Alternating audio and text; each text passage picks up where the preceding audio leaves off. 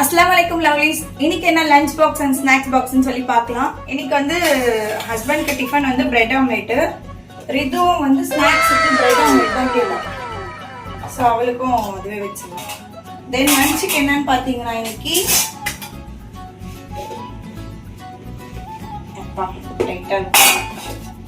சுட சுட சாதம், ஆவி பறக்க சாதம். ஆமா ஆவி பறக்குது லவ்லீஸ், பார்த்துக்கோங்க. தென் வந்து ரசம் வச்சிருக்கேன், மிளகு ரசம். ரசம் வேற லெவல்ல இருக்கும் நான் வச்சா, அப்படின்னு நானே சொல்றேன் நினைச்சுக்காதீங்க, நிஜமாவே செம்மையா இருக்கும்.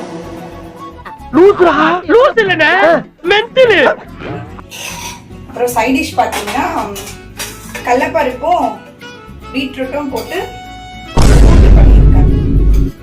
ஸோ இது எனக்கும் ரித்துக்கும் வித்தியாசமான காம்பினேஷன், ரொம்ப ஃபேவரட். அப்புறம் ரித்துக்கு டிஃபன் பாத்தீங்கன்னா கோதுமை தோசை ஊற்றி வச்சிருக்கேன்.